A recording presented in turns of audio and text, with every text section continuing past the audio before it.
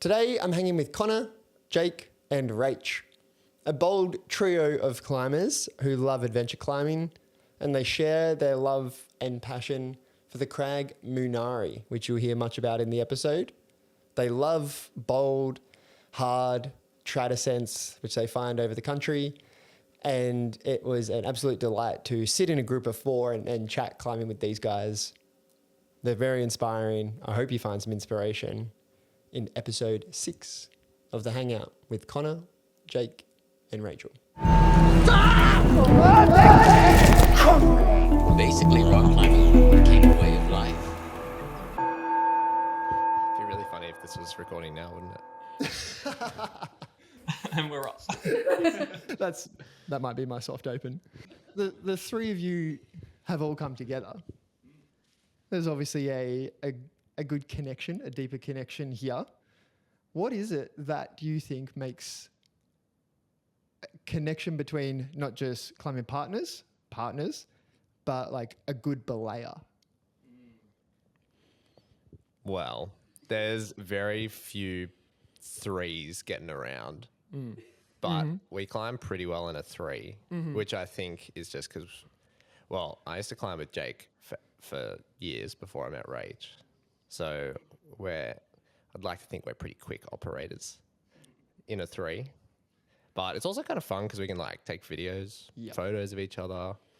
I think we also have like similar needs for how fast we go. Like Jake and I are kind of always hoofing to do more things, which is good. I think that's the main thing is like we all want to like do the same amount of climbing. Which is a lot. It is a lot. And it's quick, yeah. Yeah, we don't really project that much, do we? We're like, we want to unlock all the classics and all of the map and all of the Crag. Let's just go. Why not project? Oh, well, I think we do a bit more now. We're trying to incorporate it, but I feel like if you get stuck projecting, then we're all pretty like not patient people, I guess. Yeah. Well, we have a serious lack of patience within the group, so we like to, get things done, move on, have fun, not get stuck like banging our head against the wall. And Yeah, there's a very like completionist streak in all of us, like to go through the guidebook and have like done every classic. Yeah.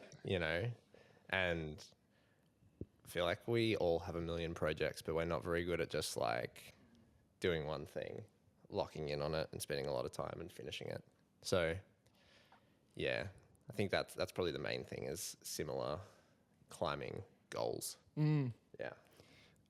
Do you find that there's like a response that you want from either if whoever's climbing, but from the people down below taking pictures or belaying, where it's just like, are you a positive reinforcement or are you like a let's just get up and go kind of thing, or is it just like an intense attitude sometimes?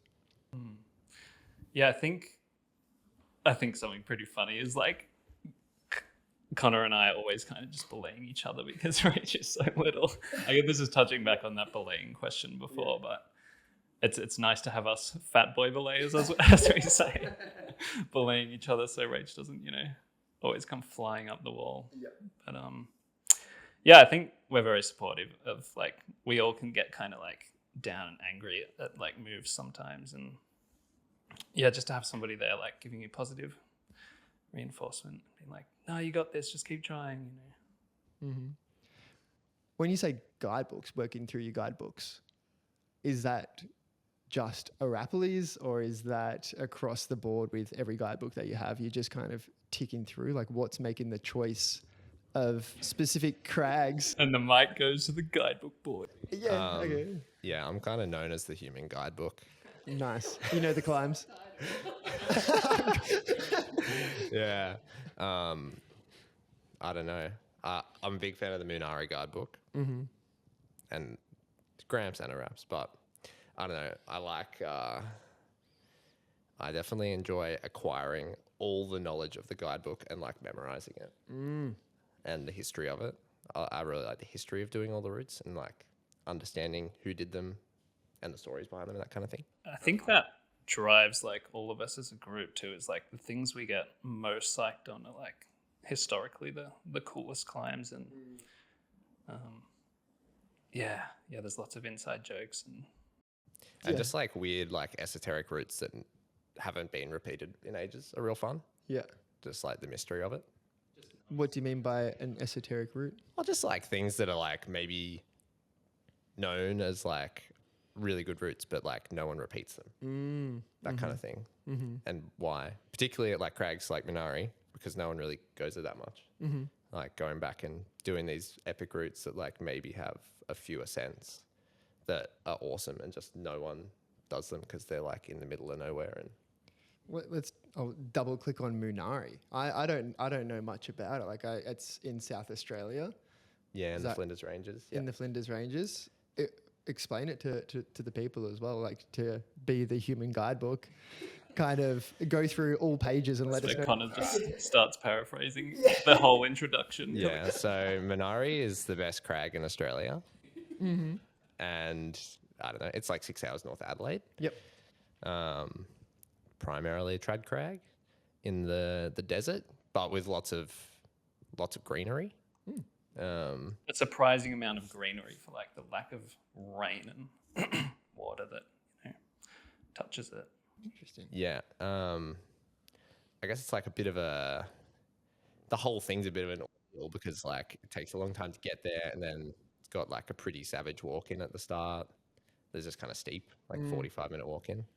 And then all the routes are like, a lot of them are multis that top out the wall, or if they're single pitches, they can be like up to 50 meters, that kind of thing. Cool. But I think the style is like, it's very involved. Like you don't get a lot of climbing done because it's mostly mixed trad and often a bit committing. There's not that much stuff that's like super, super dicey. Like there's a lot of stuff that's scary. I wouldn't say but I don't think there's a ton of stuff that's like super, super dangerous. But it's pretty involved because like, I don't know, just where you are, you're in the middle of nowhere. Yep. Doing pretty involved routes, and it all culminates into like being a pretty awesome place to go climbing. Yeah. I would say. Yeah. Yeah. And the drive there is just the most boring thing ever. So you've got to be like pretty in love with the place to like keep going back. And yeah, we've been only twice together as a team, I think. Yeah. But gosh, we have so much fun. Three times. I've been 3 times. What was the first draw? Like, what was you just like heard about it and went, and now it's like the best crag in Australia. I think you got a guidebook, didn't you? I'm sensing a theme. Yeah. I remember like the guidebook came out and I was like, what is Moonarie? When did it come out? What? Must have been like, I don't know, 2019 or something like that. And it's just the best guidebook too. That's In really what way? cool. What makes this? Yeah, what makes a good guidebook? Damn, I wish we brought it. We could have like whipped it out. I have it in the van actually. Yeah. Oh. Yeah. Yes. But Put pictures up here. Future me. Yeah. yeah. I don't know. It's got a like really cool history section. Yeah. It's got some great photos. Yeah, I think the Moonarie guide and like the newest Tassie guide are like really cool. I remember speaking to like Jerry, the author of the Tassie guide, and his like mission was to make it like a really inspiring book. Like give room for like epic photos so that you can read it and get super psyched. Yeah. So it's definitely got a lot of that. Yeah, and you can just flick back through and see these awesome photos. And, cool. It's definitely the photos. The photos are just so inspiring. Like every single photo. Who was do you know who like is there a main photographer through the guidebook? I'm not sure. I think there's a bit of a combination of like there's a few Simon Carter things, but mainly it's just like the guidebook authors. And there's a pretty small crew of people out there developing. Yeah, so it's a lot of the same climbers doing awesome. Yeah, they're just out in the middle of nowhere, just putting up like pretty cutting edge stuff. Yeah. And it's so sandbagged. Like they were climbing so much harder than they thought. It's kind of crazy. Yeah, that's always the way we like those kind of developing those first places where you're just like, oh, this can't be fucking whatever it is. And then you have a crew like yourselves, strong crew, and be like, fuck, what are you? And so you get pretty engrossed into like a crag like that. You kind of get to know the developers and the first ascensionists pretty quick then if it is a small community as well. So you guys would have bumped into them. Yeah, we chat to Stuart Williams, who put up most of the hard routes there. Yep. 'Cause he normally climbs at Blackburn now. Oh, okay. But like Stuart was putting up like pretty cutting edge routes back in the 80s. Like when he was 18, put up this 28 / like 30 plus called the Womb Waltz. It's just mind blowing that he was doing stuff like that too. Yeah, when without, he was, like, without 18. like a gym. Did they even have a gym? Probably not.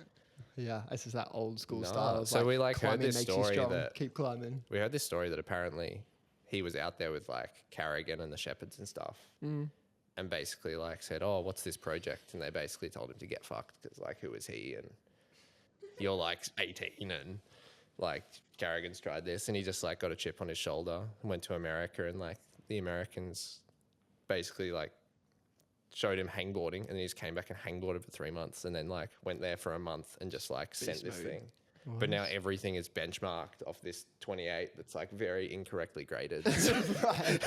So Yeah. everything is like super, super nails. Yeah. But it's kind of fun. What's the? Is it? It's like it's just sandstone out there as well. What's the rock type? Quartzite sandstone, yeah. It's amazing. I mean, it's got its like chossy spots. Every climb has a little sandy spot that, you know, isn't that nice. But yeah, the moves are always sick. Like super long moves between like horizontals and really bouldery kind of, but also sustained like 50-meter pitches where you're just like going and going and going. It's like never ending. Yeah. It's pretty great. Like you're just on the wall, like fully concentrated for like an hour. And like, that's just the most enjoyable way to climb, I think. Like, yeah. Yeah, it's annoyingly vert, so you can always get a bit back, and you're like, oh, I have to keep going. Right. You never like, I don't know. I feel like I never fully pump off. I always like fall off or something. Yeah. But yeah, it's not a lot of steep climbing, so you're always like, oh god, I can keep going, but I don't want to.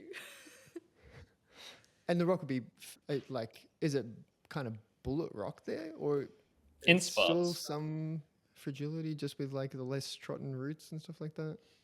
The classics, like the Great Wall, the whole ramparts area, like you get very good rock. Like even good for Grampians or Rappalis spec. It's like bullet orange stuff. Cool. And a mix of trad and mixed trad, or is it like specific sport routes? It's a lot of mixed climbing, yeah. It's a lot of mix. There's like weird sport routes in the mix, but yeah, lots of mixed climbing. Yeah. The best way to climb. Yeah. That's, the more I just speak to climbers, it's so many climbers are just trad climbers. And I know, you guys are freaking out there all the time, live and, van life and throwing up some epic stuff. And I suppose you can all speak to this. What do you find is the hardest part about van life and being out there for as long as you guys are? Yeah, I mean, I'll say a little bit, but kind of can jump into because we love the van life. But I mean, the hardest part is working in the city and living in your van. It's like it gets lonely and you're just like stuck in a van, like living in the gym kind of thing. But like the pros, far outweigh the cons of living in the van. Just being able to pack up on a Thursday night, you finish work, jump in the van, just like that's your house, and you can just drive your house out to the Grampians, out to Arapalis, like out to Mount Everything Buffalo. with you. Yeah. Like the thought of having to like put stuff into a car and then, it's great. Yeah, I've romanticized about it a lot, so I love hearing about it. Yeah. I don't know. I think people do romanticize it. And it's like sometimes it's pretty grim. For sure. But yeah. like we affected and like 3 nights a week in a Coles car park. I've got a more bougie setup. I'm at the Urban Climb car park. Yeah, nice. Yeah. Brunswick Coles goes off. But like Rach and I have been living together in the van for like close to 2 years. But effectively we live at the climbing gyms we work at. Yep. And without that it would be pretty hard. But when if we're out every weekend when the weather's good, like it's not too bad because we basically spend 4 days in Melbourne and then like Thursday night we head out, come back Sunday night, and we're kind of like flat chat, working and whatever else Monday to Thursday, and then out again. So like the driving's annoying, but yeah, the pros definitely outweigh the cons. Like before living in the van, I feel like both of us were working like pretty close to full-time hours, not really saving much money. Yeah. Not too happy about it. Yeah. And now like can work 3.5 days a week, get all the climbing in, still be saving money and that kind of thing. So, yeah, I would do it again any day. Yeah. Yeah. Keep doing it. For Is sure. there a plan to stop it, or it's just it's an indefinite thing?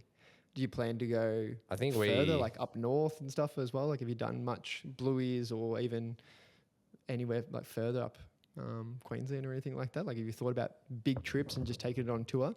Obviously, work comes into play, but Yeah, I mean, I've just bought a new van, so I'm like pretty committed to the van life for a while.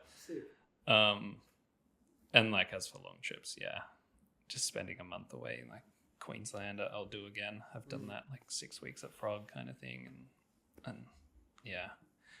What?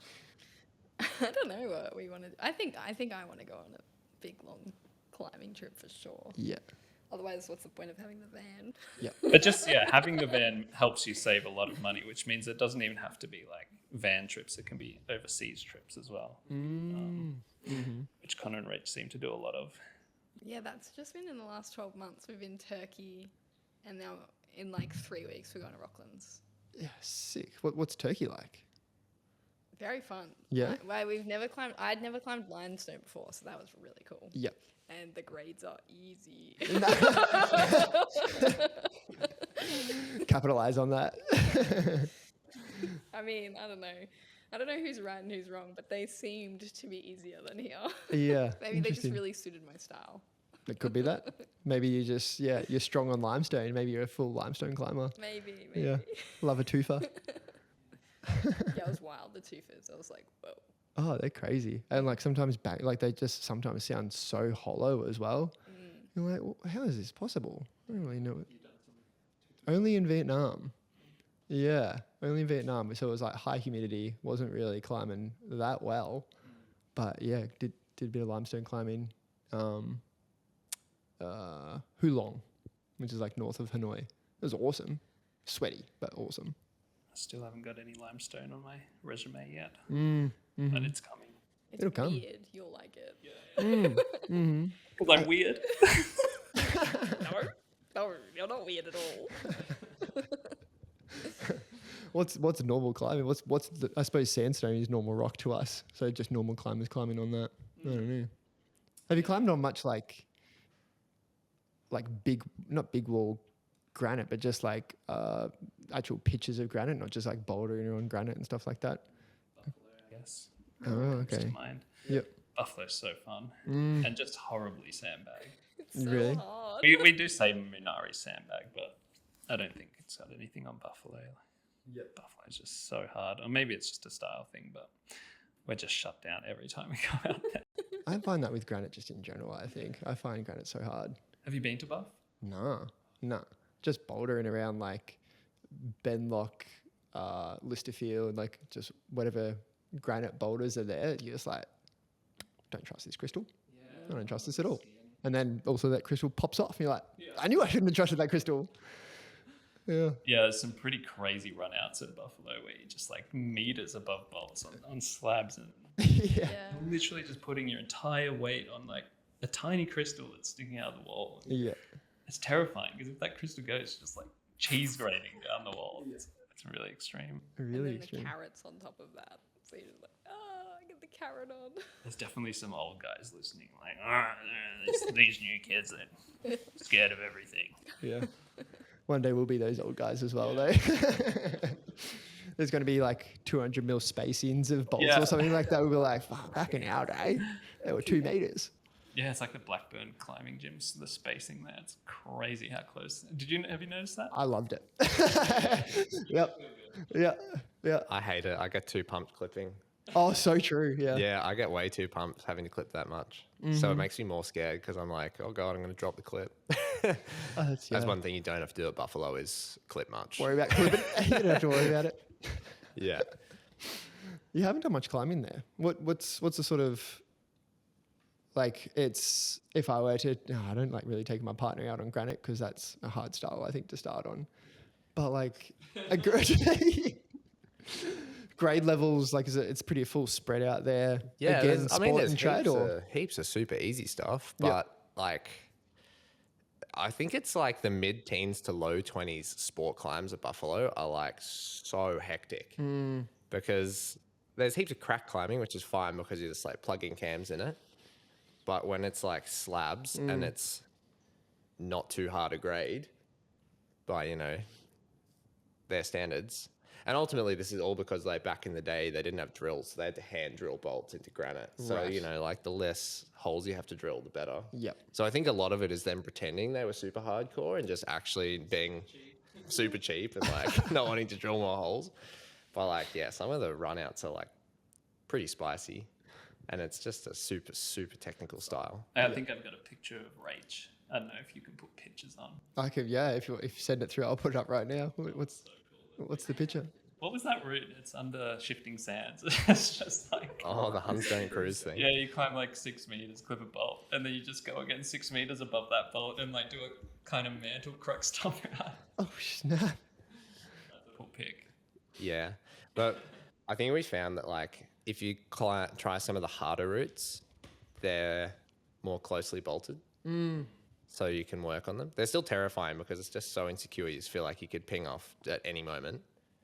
But the bolts are technically closer together and less scary. Definitely lots of like top roping going on, so you can feel really sure that you're not going to Right, you work Yeah. moves on top. But I think we're keen to put. I feel like this last season was the first time we've spent a fair bit of time out there. Keen to put in a bit of time in the next summer into some of the stuff on the gorge walls, like the bigger wall stuff. Yep. But some of the single pitch stuff's pretty awesome. It's higher quality than I expected it to be, I think. Mm-hmm. Yeah. Mm-hmm. And just running into Melk out there too. It's just so great. Into milk? You know Malcolm Matheson? No. Just an old guy who, yeah, he put up heaps of stuff out there, but he's still going. How old is he, do you think? Like 65-ish. Mal put up like Serpentine and stuff. Oh, okay, cool. Yeah. And he's still out there just like in his van and he's just top rope soloing this like crazy hard slab project by himself. And he's so psyched. He's so psyched. Just still psyched. Let's look at it. Oh, yeah. Oh, whoa. Bolts down there. Yeah, gnarly. Yeah, it's just like maybe keeping you Sick. off the ground kind of situation. Yep. Yeah, it's a attentive belay. Yes. Yeah, that probably is Really? maybe a bit of running backwards off a cliff kind Yeah. of thing, yeah. You're on a bit of a ledge. Yeah. But I think it's a lot better quality than people think, and it's just kind of fallen out of fashion a bit, the style. Because, I mean, German Oliver, who's been over here just sending every hard route, he was saying that, like, Ozymandias is like, you know, it'd be a classic if it was at Squamish.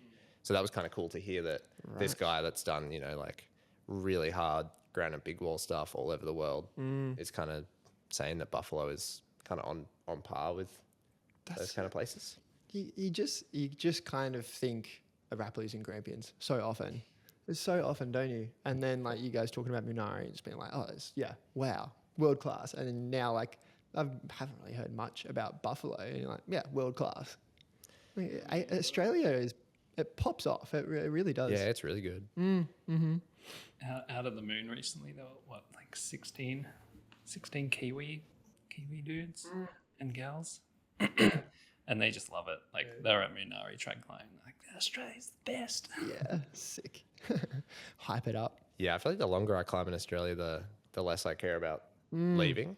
I feel like when I started, I was very much like, oh, I want to go like to all these Take me to international places. Soyuz. And I like still want to do that. Totally. But Yeah, I mean, At the same time, you are I'll- about to leave on an about to international leave. trip. But at the same time, like before we went to Turkey, I hadn't been overseas in like 5 years. And it was just because, you know, we'd do a summer in Tassie and we're like, guess we'll go back to Tassie the next summer because it's just awesome. Yep. And you just keep finding more and more stuff.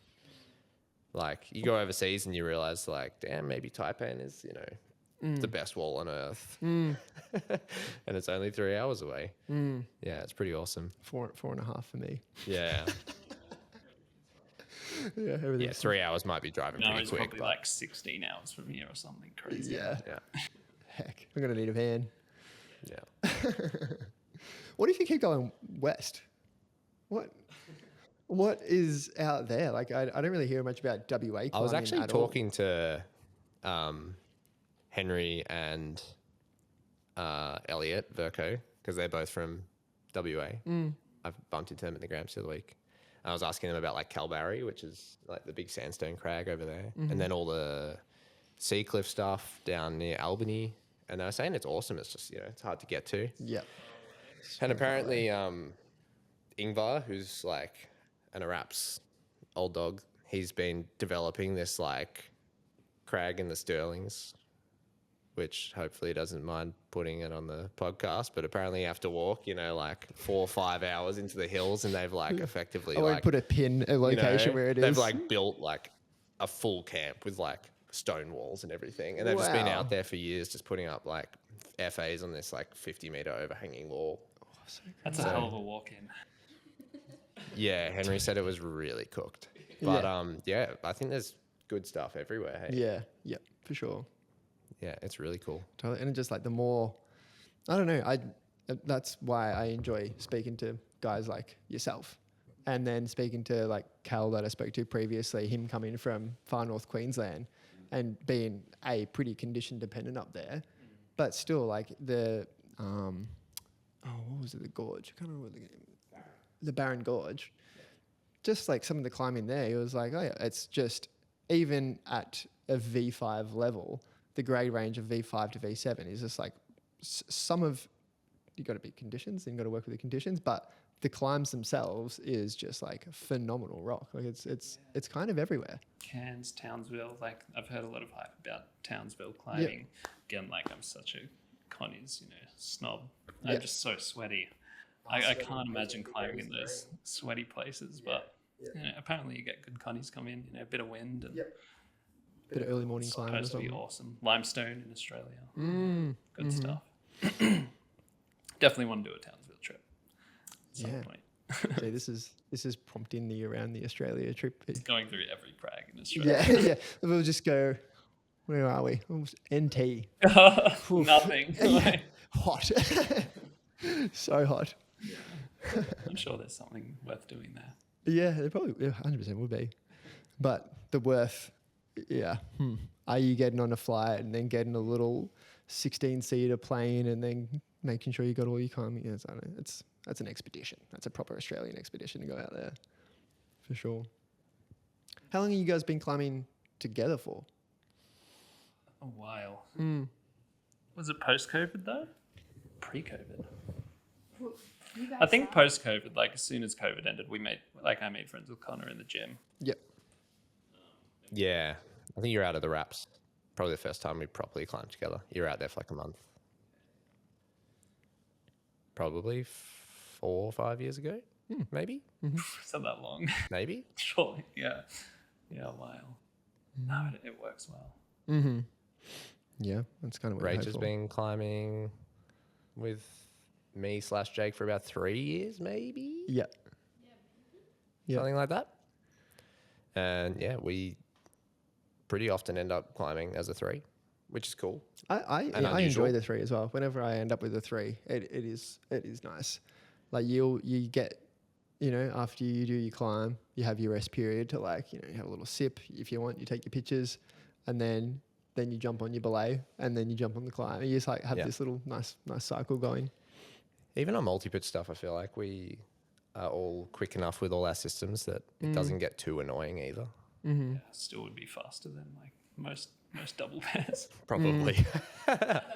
Throwing shade at the doubles. Yeah. I'm intimidated by your guys' speed now. It sounds. I don't think we've done that many multis, have we? Yeah, the moon and Yeah. yeah, not really. Pole dance is not maybe not a multi. It is a But the ones you're doing the fast. yeah. I think you guys get competitive with each other, and I'm just like, okay. Definitely like some friendly competition, but it's like inspiring each other as well, I guess. And then we also find like lots of different betas because there's 3 of us instead of 2.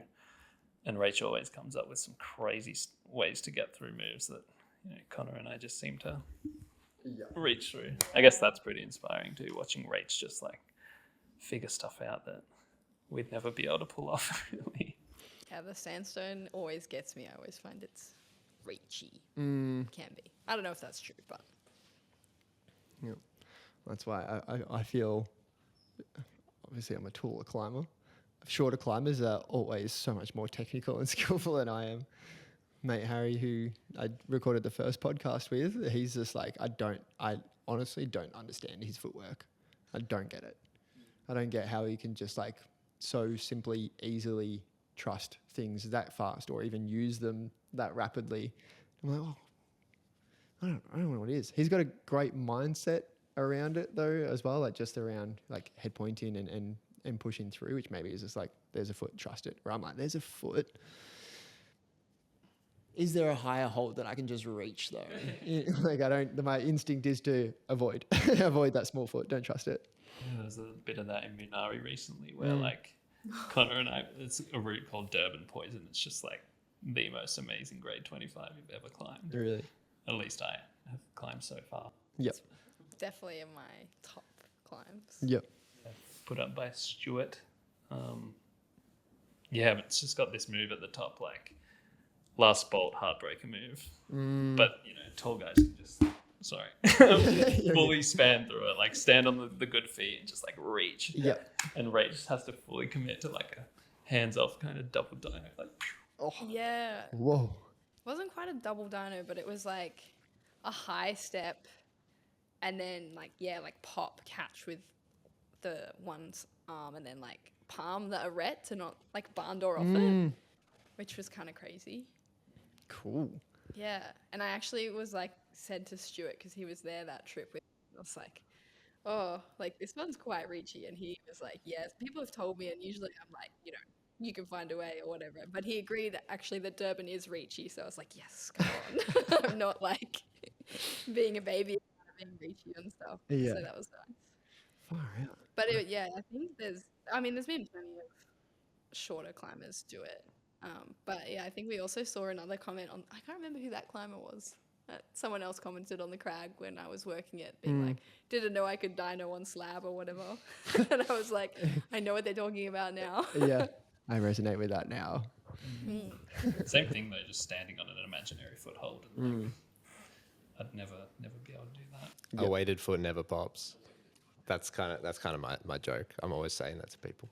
That was Connor taught me that early. Like I was just having a big sook on Debbie Thompson's centipedes out. Have you tried that?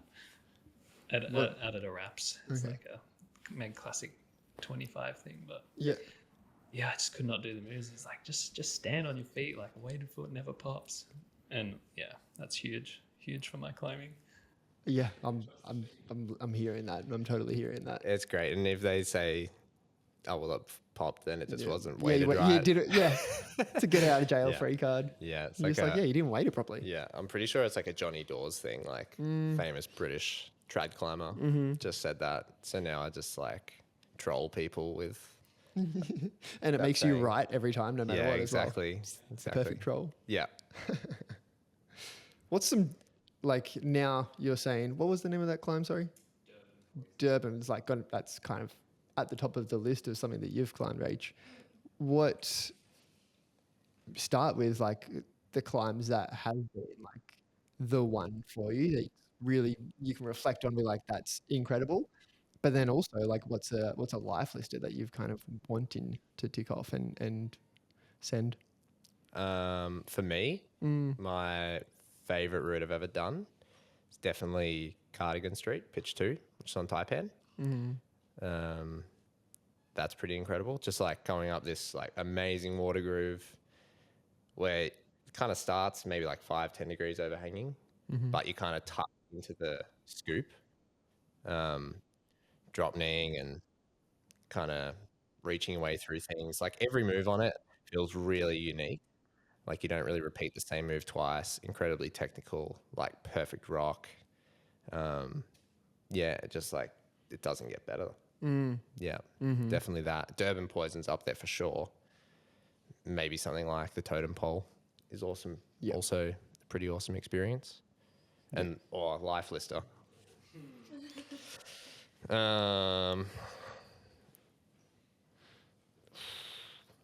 Maybe, and I'd love to do. I need to do Serp. Maybe something like Firetail at Flinders Island, or the Hourglass at Freycinet. I don't know. That's a few things, all in Australia that I'd like to get done in my lifetime for sure. Yep. Yeah. Rach? I remember when we went out to the Totem Pole, because I know you just said that one, Connor. And at the time, I think I'd only done like 1 or 2 other 25s. And I remember hiking out and being like, okay, you might not send this. And like, it's such an epic to do. But then I did send it, and that was really cool. So that was one of my favorite ones, because it was like, it was quite hard for me at the time. I think it probably would still be hard, because it was kind of a hard climb. So yeah, that one's definitely out there for me, because that was a really good experience. I don't know what my like ultimate one is. I have to get something on Taiping, because that feels like a rite of passage. Totally. And then yes, I have this the ultimate goal, which is to do this blunt arete slab kind of climb at Mount Buffalo called Shifting Sands. Cool. It's I don't think it's ever been repeated, so I want to repeat it. What's the draw? Like, why has it got such a nostalgic meaning to you? Because it's never been repeated. Yeah. That's literally it. I mean, it's pretty like maybe impossible, but you know, like I feel like if you set it kind of high, you know, Set them up high. yeah, I mean, you were doing moves. on the top rope. Yeah, it was just it's always like it's in the guidebook, and it's like got a pretty cool photo of Malcolm on it, and I think it says in the guidebook how it's unrepeated or whatever. And then we were just doing climbs near it, and we're like, well, we'll give it a go. We'll set the top rope up. And then also Malcolm happened to be there that weekend, and he was like shouting beta at us, and it was just like really fun. And then I was like, I want to repeat this. So that was it. It's a very inspiring line. It just looks like nothing. Really? Yeah, you stand under it and like, there's no way. Yeah. Steep, blunt, arete, no Zero holes. Literally crystals. I didn't get to try it, unfortunately, but it looks impossible. Yeah, and I never did the tote, so that like can't be on my list yet. But that looks pretty incredible. It might fall.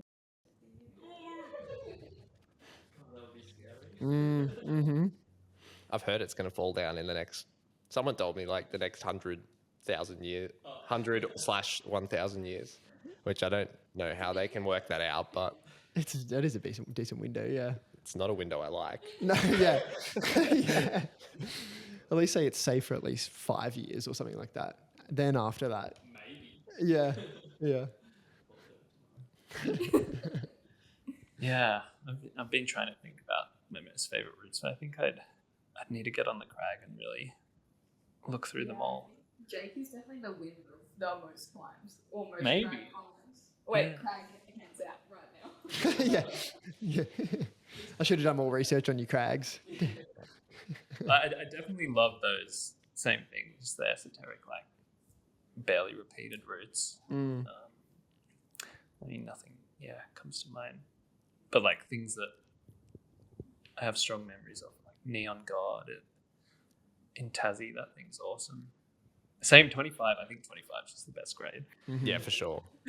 hands down. I can officially say that now as It's well. like the perfect. It's like the perfect level of challenge where you can like, at least for our level, like I feel like we can maybe on site or it'll be like a short project, but it's like hard enough. The moves are really exciting and really fun. Yeah, it's really good. 25 forever. Yeah. Yeah. Yeah. And if we're just like putting our goals out there in the open, I think Wim Waltz at Moonarie. That's just, I mean, there's a picture got me super inspired. It's in the guidebook. It's just Stuart doing this super spanning move between like tiny holes that I recently wrapped down at Moonarie on our last trip, and I just touched the holes. It's amazing, like quartzite edges, like little rounded tiny crimps. You need to get on the hangboard for it, but yeah, I'm super psyched on that next year. I think as a goal, that's kind of what I'm thinking about. Like maybe we'll start training for, but I don't really train. So Yeah.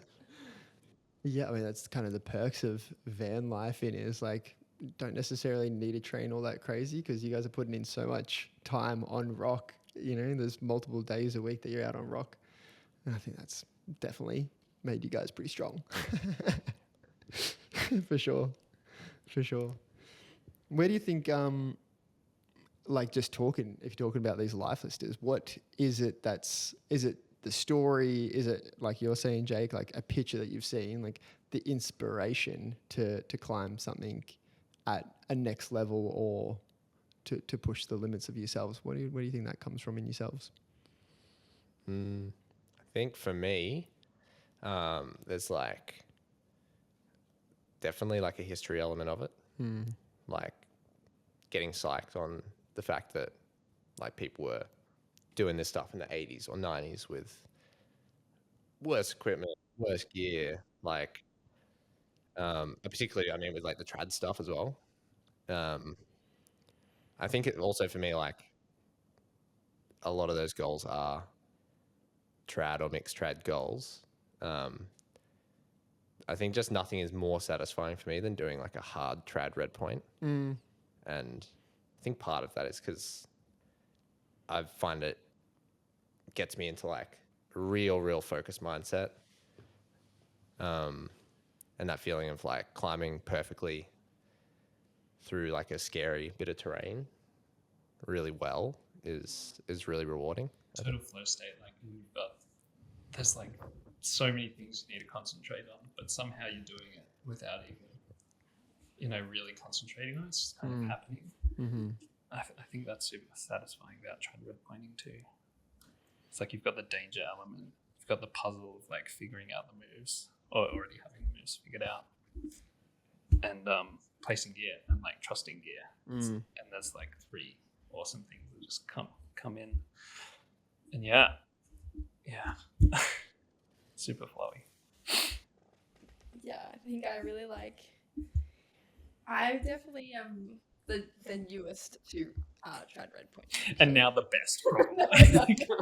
Because like I haven't been climbing as long as Jake and Connor, but I definitely the door opened to me to the trad red pointing, in particular harder stuff, and the execution of like the climbing, the gear placement is like, wow, it's just so satisfying. Yeah, it's just really satisfying, and like I've definitely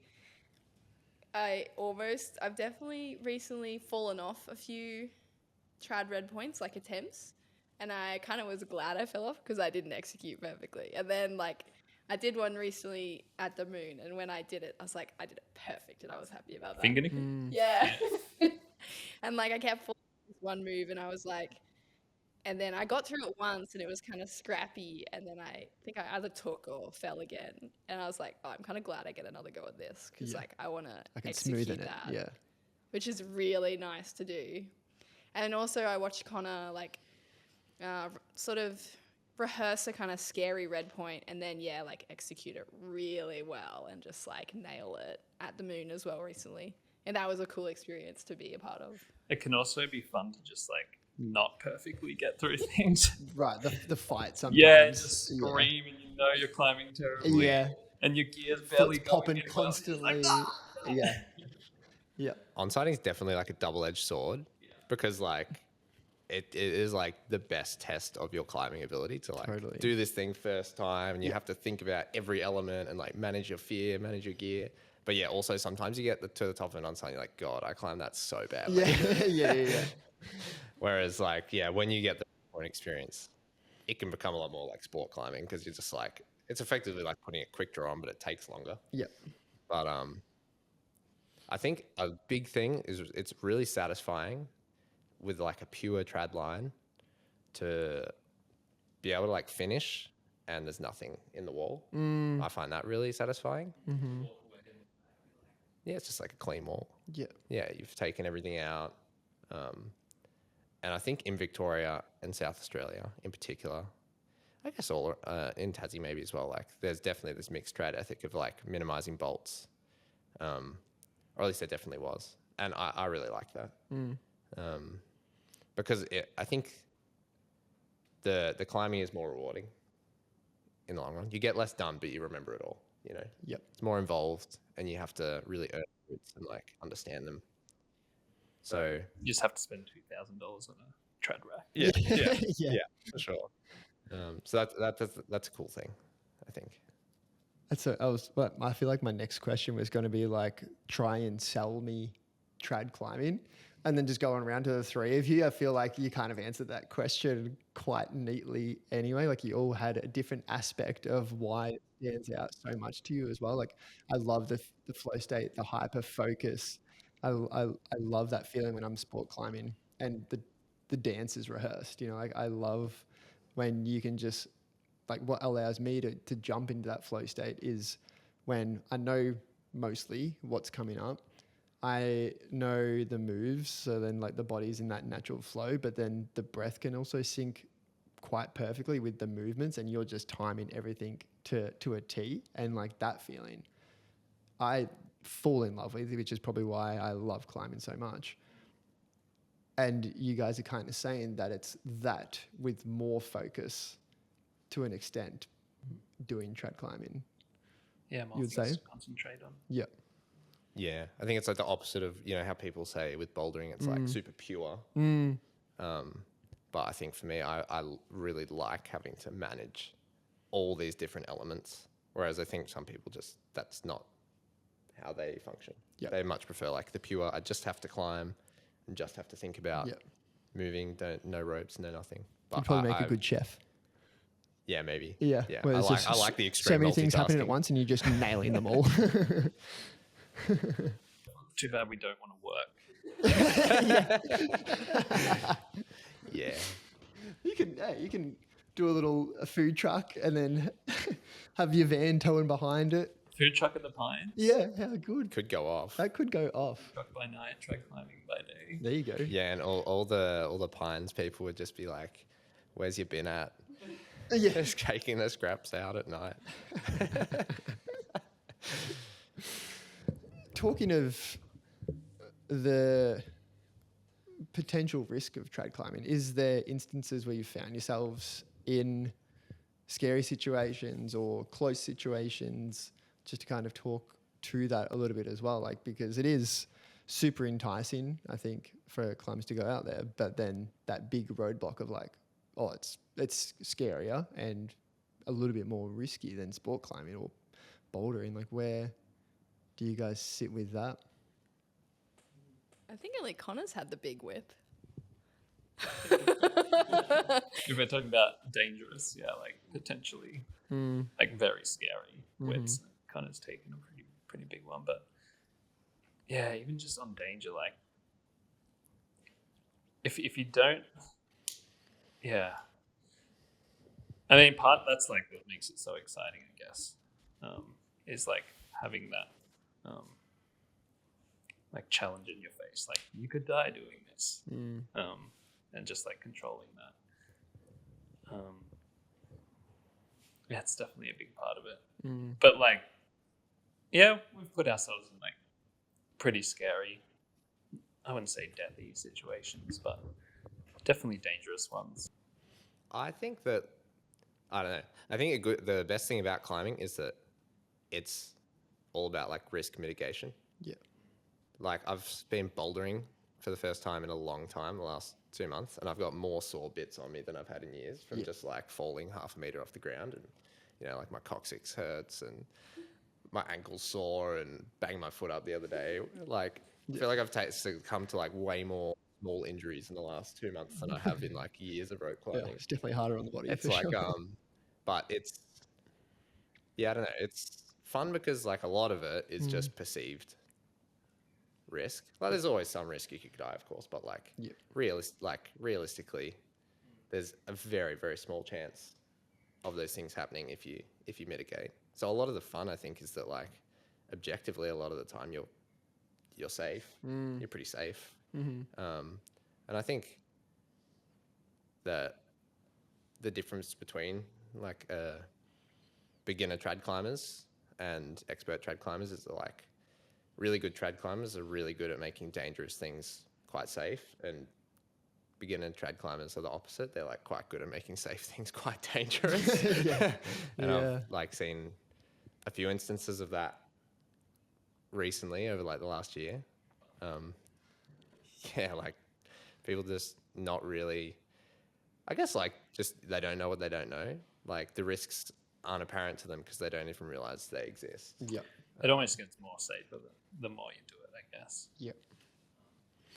Yeah. Or you like at least you are able to fully comprehend Right. all the things that It's a could true go risk wrong. analysis. Yeah. Rather than just being like, oh, I could fall. Be like, oh, there's so much more danger than you just falling here, like whatever it could be. Yeah. Yeah. And I would say like I'm actually a pretty risk averse person. Like I hate uncontrolled risks. I hate gambling. Like anything where I'm like not in control of the risk I'm taking. Yeah. I don't like at all. But I really, really enjoy having a situation where I can be like, this is scary, but I know that I can make it safe, so I know that I should be able to do it, and getting myself to push through that. Like when I took I took like a 15, 20 meter fall at Moonarie and ripped some gear, which was like, but It's a full route. yeah, that was like the first time I've ever fallen and like been like, shit, I'm still going. Yeah. But then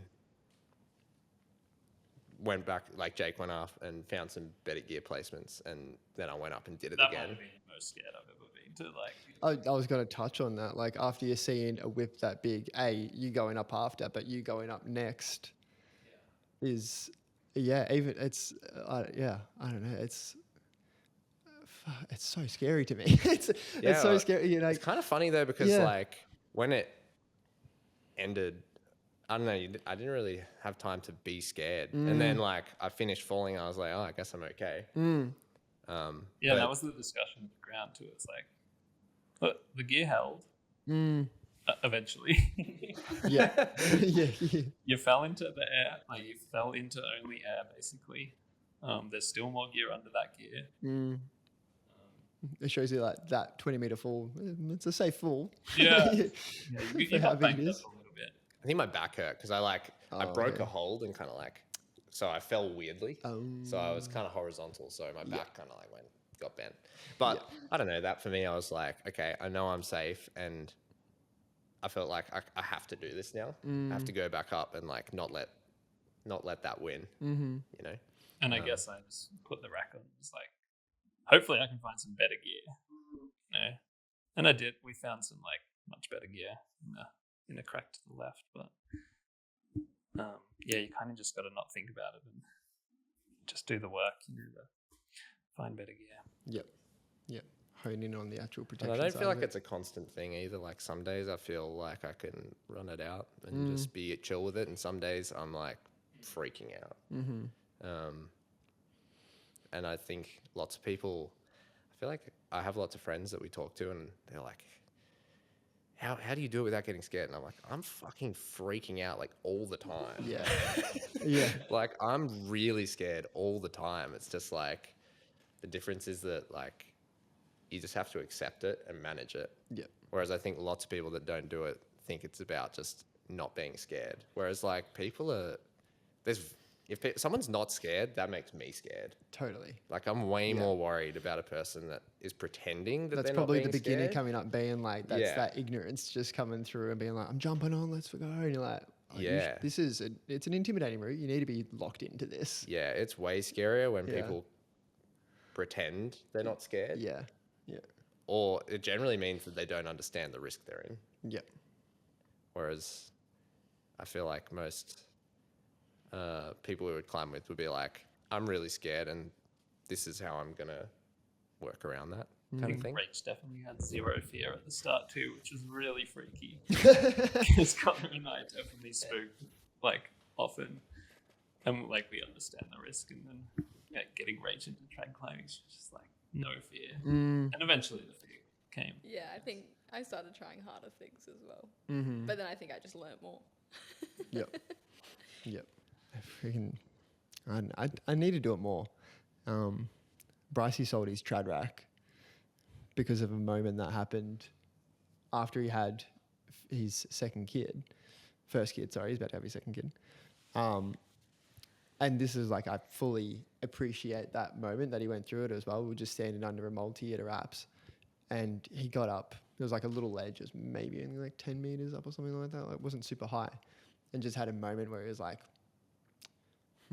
like went through that full risk evaluation. And now that he's got like a higher level of responsibility as well, just like watching him sit on that ledge and work through it, we're like, do I go for it when I know, like, if something happens, then it affects not just his climbing career, but like the future of his family. Like, he can't work. What does that happen for a newborn kid? And watching that assessment live, I was like, and then obviously came back down, and we went to Gramps.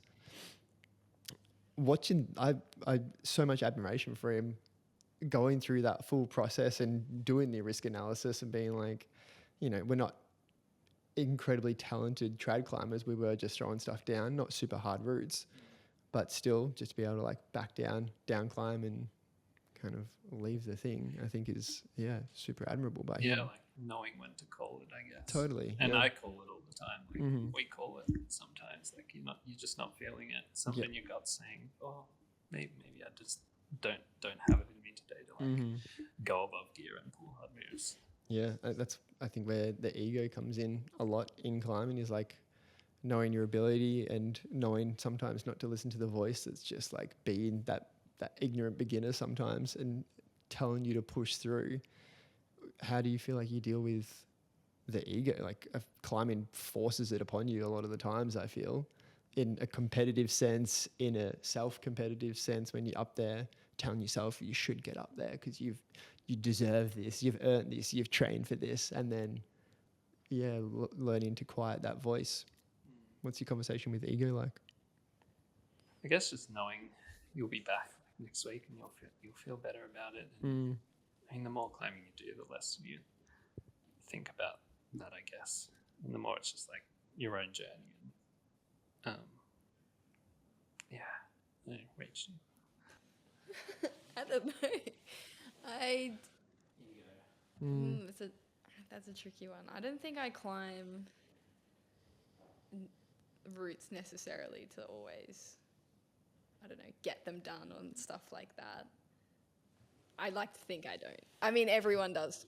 Maybe not everyone, but I think everyone does think about either the grade or whatever that's related to it. It's kind of impossible not to with climbing, but I try not to climb to feed my ego. I try to climb because I enjoy it and I want to be with my friends or learn something, is my hope. Yeah, I feel like there's not too much ego involved in trad climbing, really. At least not for me. I'm like very competitive with myself, I guess, and we all are. I think that's healthy. I think it's super healthy to have some form of level of competition with yourself, or like even just an expectation of yourself to do a little bit better. I think that's kind of what makes you not just a better climber, but probably a better person as well. Yeah. I definitely want to do things well. I think I've always been a person that, like, I don't have many things I do, but I want to, if I do them really well.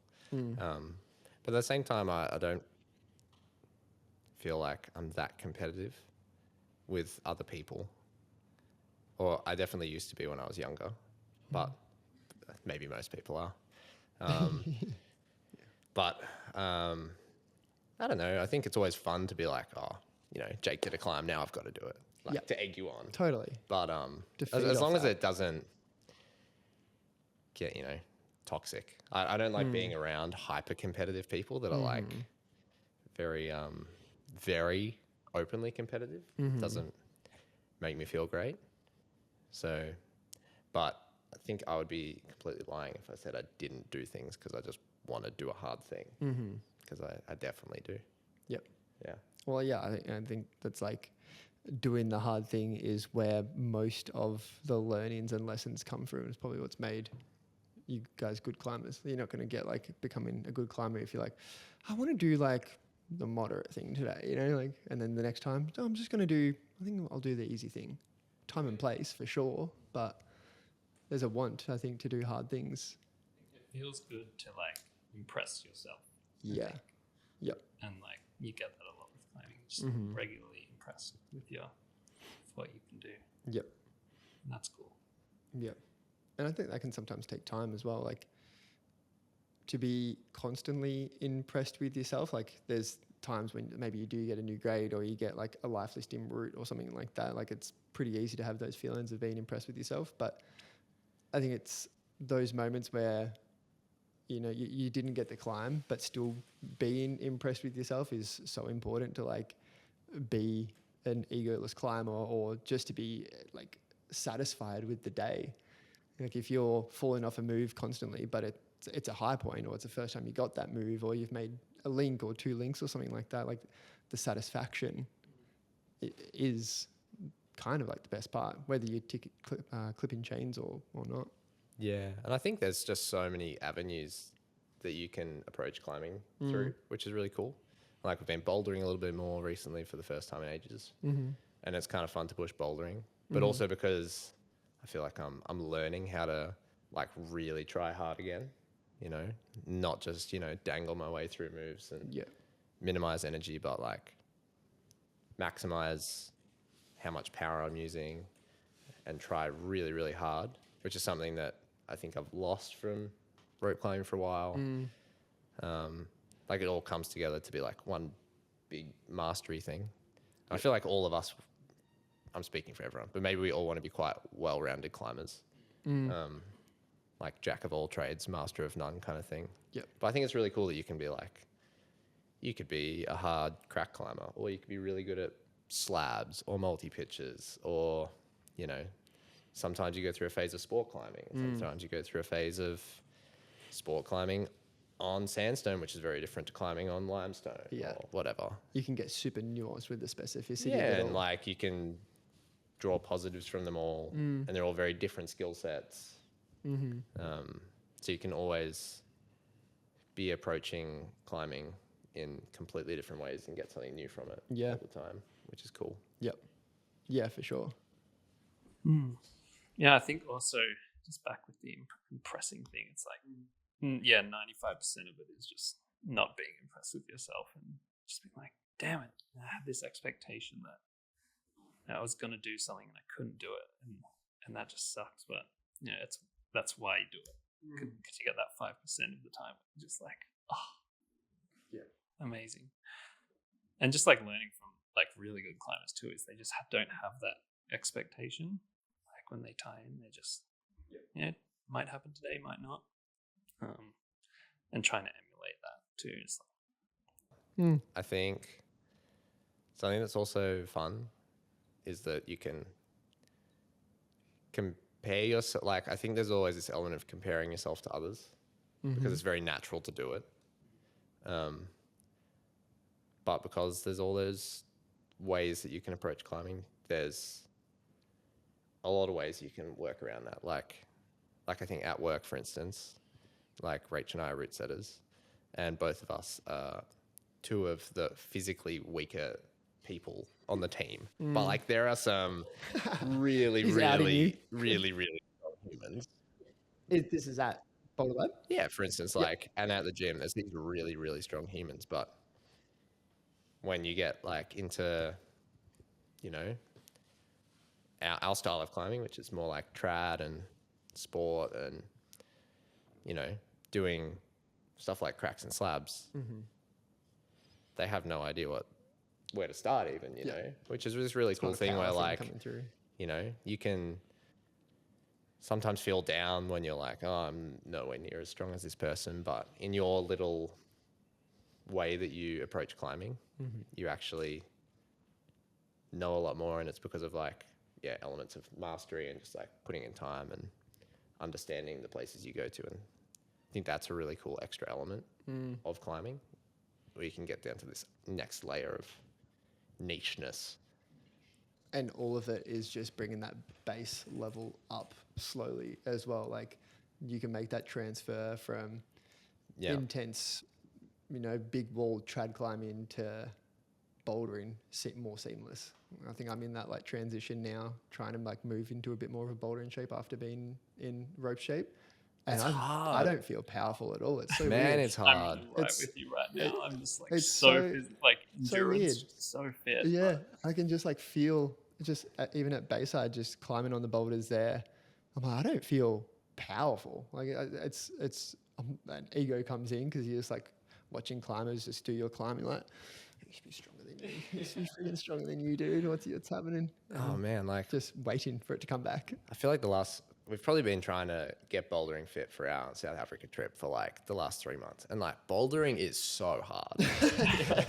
Trad climbing is easy, like bouldering. Like it Coming is from trad climbers. crazy how hard some people try, and I'm like, I don't feel like I'm a very high recruiter of my.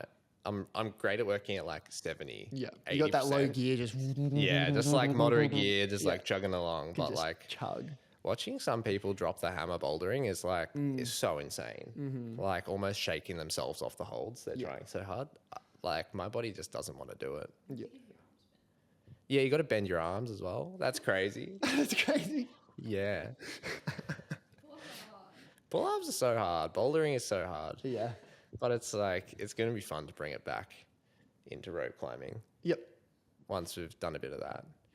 I think I just had that super humiliating session on the spray wall last night too. Like split my finger. It's like I had this idea of what was going to happen and these climbs I was going to send. And yeah, just like within half an hour, I've split my tip. I'm like, damn it. My fingers are aching. God damn, I got to get better at this. So Yeah. that's where I'm at as well. Like when we used to have the moon board at home and getting into like two times a week on the moon board, and you get fit on a moon board, which is awesome. And then now I've tried to jump back on as well. What a specific style! Like you've got indoor bouldering, and then you've got like your comp style bouldering, but then you move to any kind of board style. But then in board style as well, you've got kilter, moon, grasshopper, TB2s. I haven't heard of the grasshopper. What's that one? It's like an American one. I don't know. I mean, I've actually never seen one or climbed on one, but I know it's out there. But like you give it a few months, and then all of a sudden you're great at moonboarding. And But it's so crazy how it just doesn't like fully like board to board doesn't translate really either. Like you could be climbing V8 on a moon board and then grading's different onto a kilter, but still find the style like so completely different, even though you're still climbing on 45s, 50s, something like this. jumpy instead of crimpy. Yeah, it is. I don't know. It all just helps you be a better climber, I think. Yeah, I can't Until you get injured. speak too much on bouldering training, but I do love it. Well, what did we unlock for your bouldering, Connor? That we just have to pretend that you're run out so you can get into that lock-in zone or whatever. True. We did that. How people talk about like top rope confidence, you're just like run out confidence or run out strength or something. Yeah, well, I realized in Moonarie, like I did a kind of scary red point and really entered that flow state because I had it super rehearsed and really didn't want to fall. And I just like had this level of focus, and I'm like, it's so hard to just be like sitting on a boulder pad for 20 minutes for me, and then just like Go. just be like, oh yeah, I guess I've got to try the hardest I've ever tried right now with no prompting. Yeah. So yeah, we're just gonna pretend I'm run out when I pull off the ground. But I think it's such a skill. Yeah, it's such a skill for people to like be able to sit on a mat when they could just have another go 5 minutes later. Yep. And just like really, really lock in. Oh, so much appreciation for like World Cup comp style boulderers who have the ability, incredibly hard boulders, but then you've got that level of competition, you've got the anxiety of performance, and then you also have to be like, okay, I've got 2 minutes, I've got 5 minutes, and just turn it on and then turn it back off, sit back behind, wait for people to climb, hear people cheer out the front, okay, oh, I'm getting nervous again, and then be like, all right, let's send another hard freaking route. That's got to be the best feeling though too if you perform well. Totally. Yeah, it's so hard for me, and I know for Rach too, like to try hard inside. Yeah. Like when I'm, root setting or just like having a sesh or on the boards, like it's really hard to just give 100%, I find. Yeah. Compared to when I'm on rock and I'm like really excited about what I'm doing. And yeah, going back to your point about like transferability, but like I know for the boards, we find like, God, I suck at this. And then you go outside and you can climb harder than on the board somehow. Yeah. And I have no idea why Yeah. or how. Yeah. It's really interesting. And then you have people that climb super hard on the boards, but just like can't seem to transfer it to rock. It's really cool. I think that's really cool. And you think watch it's awesome, yeah. you watch heaps of old dogs out there just like just walking up hard things like they're nothing. And makes me excited to be old and hopefully walk up things. Hopefully.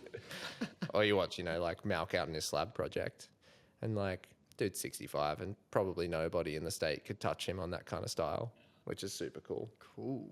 Yeah. Can't wait to be 70. Can't wait to just keep dropping the angle. Yeah. Yeah. Yeah, that's the thing. Like you've got all these different unique styles and then you have the longevity as well. Like you do probably the bouldering at the start when there's the most power in the body and then just slowly move to like the wouldn't say easier terrain, but like the less powerful, more technical and grindy terrain. There's like such longevity and a lifelong career in the sport, which is so enticing as well. Like you can have these goals, like maybe there's goals of Serpentine, which would love to climb that. 29 is still quite a way for me, but would love to. But then like a goal at 65, be like, fuck, what's that going to look like? Front lever for 15 seconds or something. That'd be awesome at 65. I love watching like occasionally see like groups of like people in their 70s or 80s just getting up easy multis at a wraps. And I'm just So like, fun, just doing it. I'm keen. Like, If I'm camping at 60, 65, I'll be absolutely frothing. Like that's so nice just to be still out there. So cool. So out there, yeah. Yeah. Yeah. Oh, that's awesome. And there's Kev who's like 80. How old is he? Nah, Kev's like 70. Okay. Sorry, Kev. Yeah, if he's listening. Kev's a weapon though. No, Jeff. Jeff. Yeah. Yeah. He's a This Rockland strip, what has it been looking like to get into a boulder in shape? Like, is there some boulders over there you're going for and training is a little bit specific, or it's just try and find power and put it all together? I'm going over with no real goals other than trying everything. Yep. I don't know. We just did pull-ups and hangboarding. That's what we did. and board climbing. Yeah, we did some board climbing.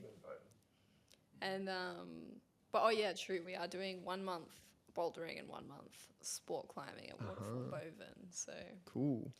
there's chance for more rope climbing. There's also sport climbing at Rocklands. Maybe we'll do those.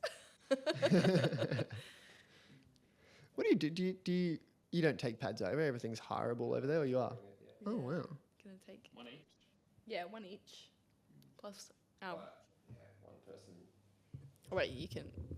I think like one person will bring 2 pads strapped together as their checked in baggage, and then one person will bring Bag of clothes, bag of clothes kind of bag thing. of undies or something. Yeah, and we'll probably like put the ropes inside the pads and ratchet strap it together or something. Yep. We're going with friends that have been before, so we're kind of like, you can, teach us how this process works, with, like bringing the pads and navigating South Africa and stuff. How to avoid the baboons. Yeah, the baboons sound kind of hectic. Really? Yeah. Oh gosh. But it should be fun. I feel like it's been good. I think my training is going to change because like I've been training just pure bouldering, whereas before we went to Turkey last year, I was training just like endurance stuff, which was great for Turkey. But I was worried in this cycle of bouldering training that I would lose endurance, but I've actually just gained endurance because it moves easier now. I feel like the pump hurts more, but I can go further Oh, interesting. because I'm feeling stronger on moves. Yeah. So yeah, I was worried like how to balance a month bouldering, a month sport climbing, but I think it's going to be fine. Yep.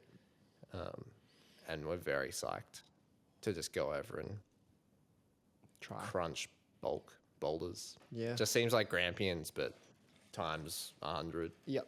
So that's going to be pretty cool. Yeah. Just jump on everything up until whatever Yeah. your boulder Yeah. grade is. And Boven effectively just looks like the Blueies, but with a wraps quartzite. Oh wow. So we've heard good things about all of it. So it's going to be pretty awesome, I think. So sick. Yeah. This is the season as well? It's like that's if it, Yeah, same as Australia, roughly. is? Like, Yeah. but I think their winter's a little bit warmer. It's more like our spring, oh, it's nice. so should be fun. Cool. Yep. And 2 months all up. Yes. Yep. 2 Very months. jealous. So jealous. So Yeah. Yeah. We're doing our best to not work very much. So thanks to Boulder Lab Yeah. for Yeah, letting us for be sponsoring this very trip. flexy. Yeah. Is it work across all 3 boulder labs as well? I still haven't been to Brunny. We mainly are at Brunswick and Ferntree Gully, actually. Yep. Connor's the head setter of Brunswick. Yep. 4 training boards. 4 training boards. Oh, yeah. Mm. Oh, there's 2 kilters. At different degrees. Or same. There's a kilter home and a normal kilter. Oh. Yeah. Anyways. See, I feel like I just need I'm thinking about moving to Belgrave. Just because it's where my partner's mum lives as well. Yeah. It's still not super close. It's closer. It's an hour and a half to Cathedrals, which is nice. It's near Ferntree, right? It's near Ferntree. Ish. Ish, yeah. I think it's still 20-ish, something like that. But it brings me a little bit closer to the Grampians again. Yeah. No matter what, it's just a drive though. Yep. Yeah, Melbourne is far from all the good climbing, I guess. You could just imagine if, I don't think it would be a good thing if the Grampians was 30 minutes out of Melbourne. Yeah, imagine Like that would be, I think the distance deters a few people or Yeah, for sure. it would be chaotic. I mean, think, if it was closer. places like Nowra and the Blueies are pretty chockers with Yeah. people. But Yeah. like, I mean, that's like Moonarie. Like no one goes there, and it's awesome, and it's so good that it's so far away because no one goes there. Totally. And you just get to occasionally be there by yourself, which is just seems kind of insane when you're there and you're like, this is so good. Like, why has no one else bothered to come out here? Yeah. And the same with the Gramps. I mean, it's gotten so much busier in the last, 5 years or so. But even then, like when we've been to Europe and seen what like European crags are like, it's like insanity Really. how busy they can get. So it's pretty awesome to just have this world-class space reasonably empty Yeah. by comparison. Yeah, and everyone wants to be a boulder. Like often you'll go out on a long weekend in perfect weather, and Taipan there's like 2 other people. And you're like, Right. Yeah. Like Everyone's what's just going underneath on? bouldering. And it just has like such a reputation for being hard and scary and whatever else. Because it is. Which, but it's like, but it's still not as bad as, like I had it super built up in my mind, and there's so Yeah. many good options on it. I would like you to build it down in my mind because even just a few people that I've spoken to on the podcast as well, they're just like, like just the way that they don't exactly say, but they just allude to the mystique more. And you're just like, you're building it up in my head. So like, I'll build it down. Is 7th pillar left-hand variant, Yep. which is 22.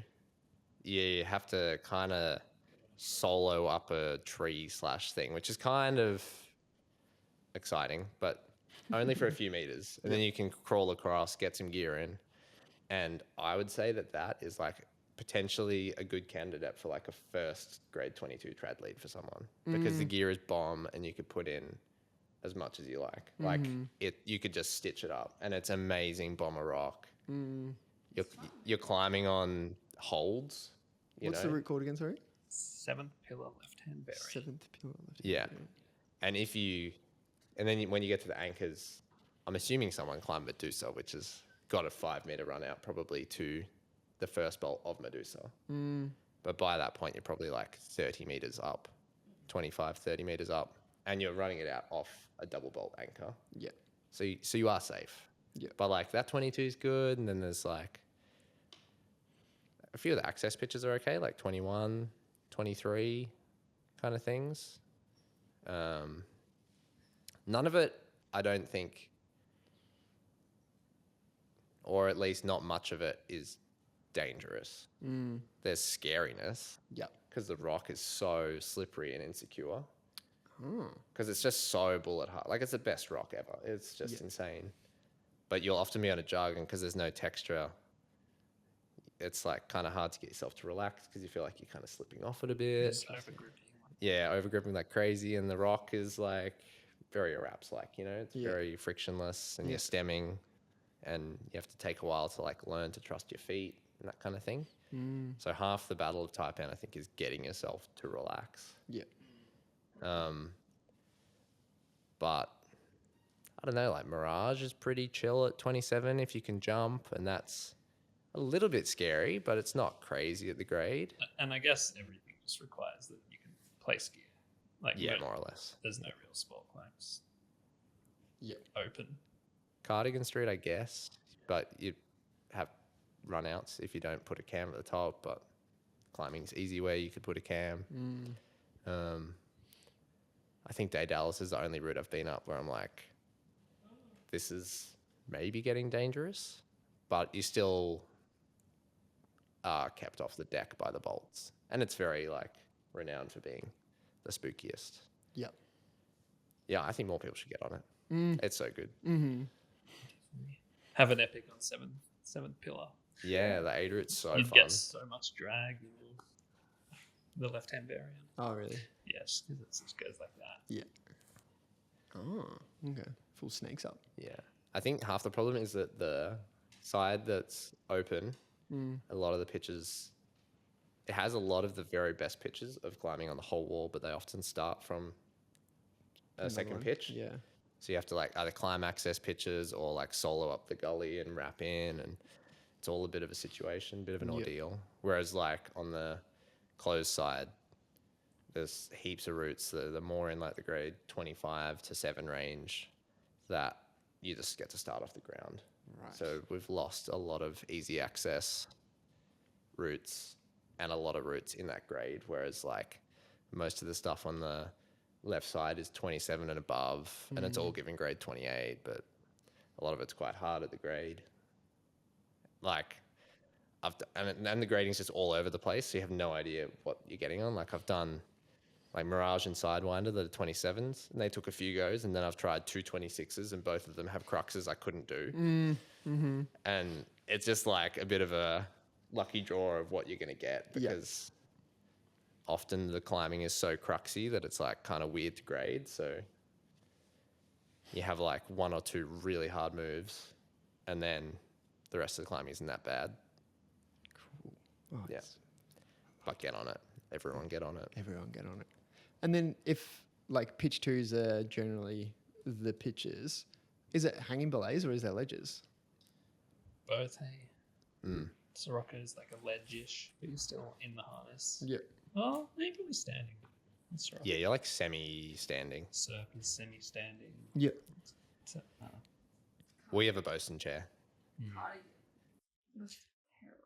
a chair makes things nice. Connor's like longish term project, Cardigan Street.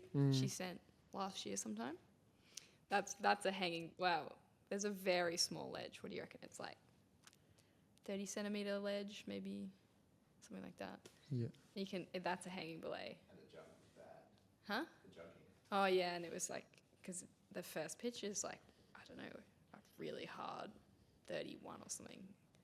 Anyways, the jug up to it's like 30 meters, and then it's a hanging belay, and It's a mission. Connor was working on it for so long. I was almost just like, no more. I'm over this hanging belay, and the belay is like off to the left, but the route goes up right, so you just like Getting going pulled. swung back and forwards. Yeah. Because of the weight difference, it was a good old, like, yeah, pulled right to the length of the anchor. Mm-hmm. Ugh. I'm glad you sent it, to be honest. Is there a completionist mindset around Taipan then as well? Oh. I mean, maybe as a team. I don't know if we can all do everything. It'll take a while. Yeah. Some hard stuff there. Yeah, a team completion of Taipan would be crazy. Like it's like now I want to do Cardigan Street Pitch 2, but Connor's already done it, so Yep. I'll go back. Yeah. You'll jug up. I reckon I'd try it again. It was so good. Yeah. Sometimes I think about trying it again. It was a pretty fun belay. I always like, yeah, there's been a few belays of Connor's where I'm like, wow, I feel like I've done something for Connor to get the climb because I'm like, did the belay. Yeah. I'm like, wow, I sent that. I sent Yeah. the belay. Put that as a tick. Just yeah, I mean fun. that's the crux of Taipan too, is just finding a friend to do it. Yeah. Who'll come up and help you or like be equally as psyched on something that you're psyched on. Yeah. That's true. We have done some of the ledges as the 3, haven't we? They're not the best.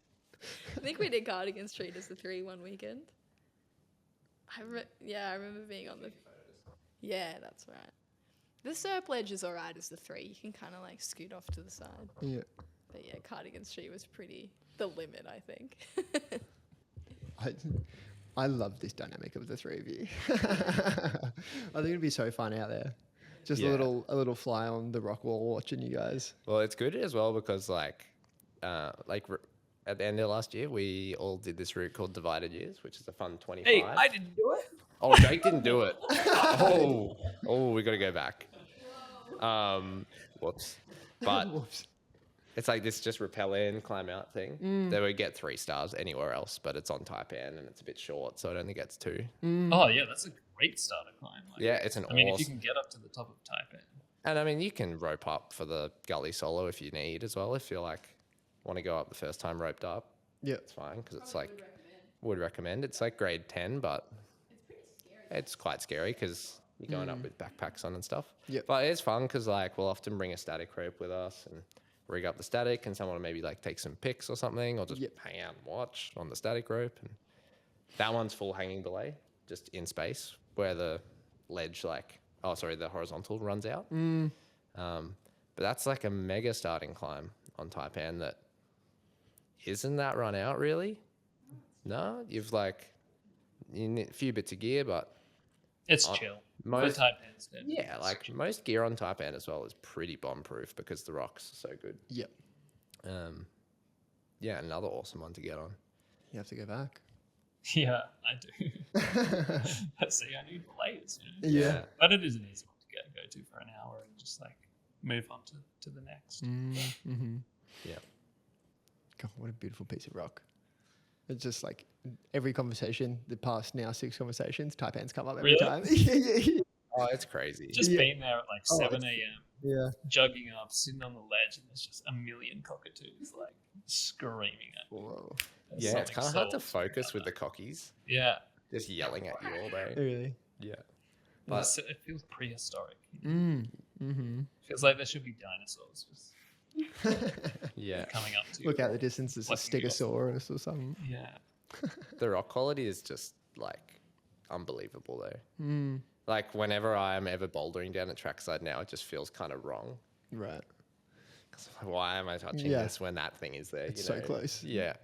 But it's something you probably have to do it kind of frequently, I think, to get in the zone for it. Yep. It is its own kettle of fish. It's pretty mental.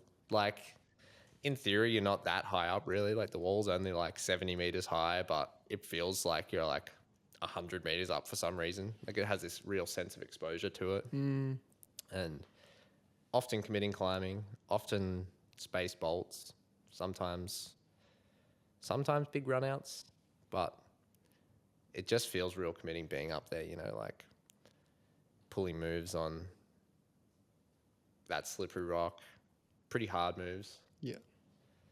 It's but I think it's it's got to be one of the best walls in the world. Taipan next weekend? Taipan next weekend. Yeah. Yeah. Yeah. How do you plan? Is it just spontaneous trips that you guys would go on, or is it like, oh no, we're going to Moonarie in 3 weeks or 4 weeks, or it's just like, what are we doing this week? Let's I think suss this. Moonarie's turned into like an annual thing now. I think we'll just do it every year. Yep. Next year we're planning a real long stay, hopefully, like up to a month. Yeah. Cool. Yeah, I've been 4 of the last 5 years, I think. Yep. And it's pretty fun to have like a solid 2 weeks at least there every year. Yep. And we did some rebolting this year, which was fun. Mm-hmm. Make a bit of a stint out of it. Cool. That was effort. You went to most of the effort for that. Yeah, it was huge effort. It's hard to climb hard things and also revolt. Yeah, it was harder than the climbing. Yeah. But it was real cool. Was that first time bolting routes? For me, rebolting, yeah. I'd done like a lot of, like, I've helped build the gyms, so I've done a lot of, I guess, drilling and like chem set anchors and stuff. Yeah. So it was more the logistics of managing the ropes and that kind of thing. But luckily I didn't find that to be too bad to work out. Doing it was physically very tiring. Yeah. Especially because some of it was in like roof terrain. I have like newfound respect for people that bolt roofs Yeah. because crazy. like my back was fully seized. Really? But it was really cool to go and do that. And Stuart was there, gave him back his old bolts. That was fun. And probably no one will use those bolts until we're back out there next year. but in theory, they're good for a long time. Yeah, that's another climb I need to go and do. Is that a potential? That like, is is it fully, like, I'll be shocked if someone uses any of those bolts in the next year. Oh, that's so crazy. Maybe. Everyone does the indentation. Hey, this podcast may come out in the next few months, and it could. I'm sorry, maybe absolutely overtrodden now. Yeah.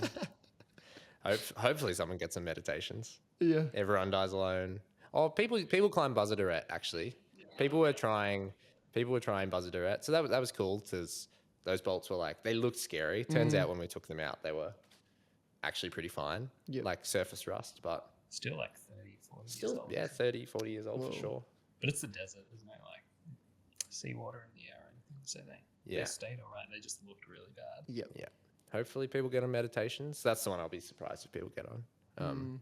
The hardest 27 in the universe. Oh, yeah. I was But just saying that. I'm like, oh, yeah, was it 27 or 30? yeah, but like amazing climbing on pretty Taipan-esque rock.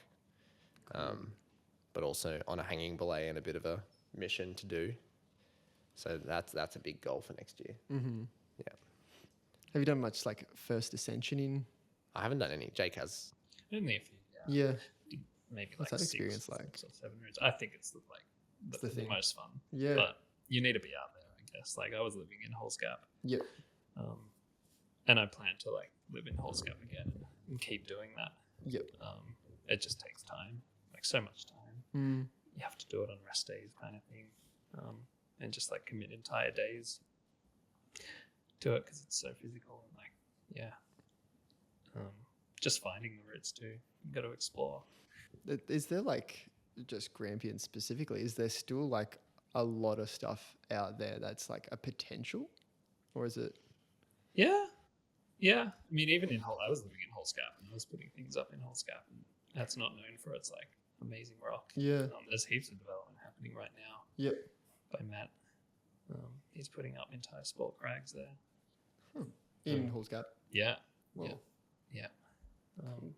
So there's always potential, I guess. Yeah. Yeah. It's just hard work. Yep. Yeah, I always wonder if there's going to be a state where it's just like, if Australia, it seems like now, or at least Victoria, but now hearing about Buffalo and stuff like that, I guess there's always stuff to climb. Oh, But Buffalo, would it there's just get to a point where just, not including trad, but just like everything's bolted? Like, is there? Yeah, probably. It would have to, wouldn't it? Potentially all the starred stuff at least. Yeah. Yeah. I guess maybe you could There's nothing hiding. lower quality climbs. No I don't perfect know. 40-meter crag that no one's found. Yeah, I don't think that. I think people have explored everything. But yeah, definitely in the big range if you're willing to walk 2 hours up a hill. But that's, all burnt at the moment. True. And then. Yeah. But I think Burnt we're and stoked burned. on Buffalo, like doing some bolting out there Yep. because there's heaps. What's that process like? Do you have to? Is there like a steward that you have to speak to for bolting permission, or if you've been out there, you can kind of see a line and throw some stuff up? Yeah, I think you can. You can just put bolts in the wall. Yeah. Obviously, if you're silly about it, Yep. put in 10 bolts in 10 meters. It's like Yep. you'll get in trouble. Right next to bomber gear, put Yep. 2 bolts. It's probably not the choice. Yeah, Yeah. we'll try and stick with the ethic of like just running it out. yeah. Yeah, I think you got to at Buff, but I think Buffalo. Look, it seems like if you keep going down into the gorge, there's just like harder to access places that people probably haven't gone to, and realistically, there haven't been that many people that are like big time developers at Buffalo. Like so much of it has been done by like Kevin and Malk and Ian, and these like same names are like most of the guidebook. Yep. I'm sure if you keep looking, there'll be more things out there because people just don't go out there that frequently, and certainly not that many people with the intent of putting up new routes. We already found a couple things that we're keen to have a look at again next season. Even open projects too. There's still a few of those. Oh yeah. Yeah. Like, Of yours or just people's? No, just old ones. Yep. Cool. Yeah. Nice. Any closing words? What do you guys Rock climbing. go climbing? Climb at Buffalo, climb at Moonarie. Yeah. Yeah, I don't know. Just something that you can leave the listeners with, close up the conversation. What's got you psyched? I mean, I guess I'm just all about having fun. Yep. And that's what I love so much about rock climbing is it is so fun. And like trying not to get too caught up in everything else and just going out and not really having a plan. Sometimes that's the like best way to spend a weekend. It's like rock up to the pines. Who's here? What am I going to do this weekend? Yeah. Forget about my project. Yeah. Just going to go have fun. And that's great. Yep. Yeah, I guess. Keep climbing. Yeah. Rock on. Maybe. Yeah. Keep climbing. Run it out. No. Yeah. I don't run it out anymore. I know how to. I know how to play skier, so I don't run it out anymore. But yeah, no, I feel like just keep learning from climbing and trying hard, and yeah. Mm-hmm. And also thanks for doing this podcast. It's so cool. Like I'm psyched to hear more. Yeah, thank about you. Well, the, thank the local law. Yeah, I think one of my favorite things about it is just the community. Like rocking up at the Pines, and after doing it for years, like knowing so many of the faces there, and even going around Australia, just always bumping into the same people. Like it is a really small community of really good people. Yeah. And I'm psyched to keep doing it as long as I can do it. And I'm also psyched to hear all the people you bring on here, because it's kind of interesting it will be interesting to hear stories of people that I know and don't know that are like, at the same level, in the same places, doing cool stuff. Yep. Yeah, nice one. Yeah, I'm super psyched for it. I'm annoyed that it's not getting released quicker, but it's just the process, It's my project, and we're not sent in just yet, I'm just working through it. Yeah. But yeah, stoked to have you guys on. Stoked to do a 4-person potty as well. Hopefully it's all been okay audio wise and working through new mic situations and build ups. But yeah, I think the information is there. I think everyone's going to fucking love this. It's just been a fun chat with you guys. So I appreciate you making the trip in the van and coming down to the centre and jumping on and chatting some climbing and what you guys are up to. And some really inspiring stuff I honestly love. I see we've only just started following each other, Rach, but I've been following the both of you guys, and just seeing what you're doing out there, I love it so much. Like it is true climbing, proper climbing. And I think you guys hold what it is to be a climber, all three of you, in like a really, really beautiful way. I really, really appreciate what you guys are doing out there to help kind of grow the sport, and hopefully this podcast can somewhat do that in a way as well by sharing your stories, which is cool. But thank you guys for popping in. Cheers, Tom. Cheers. Nice. Bye. See ya. Rock climbing. 3, 2, 1.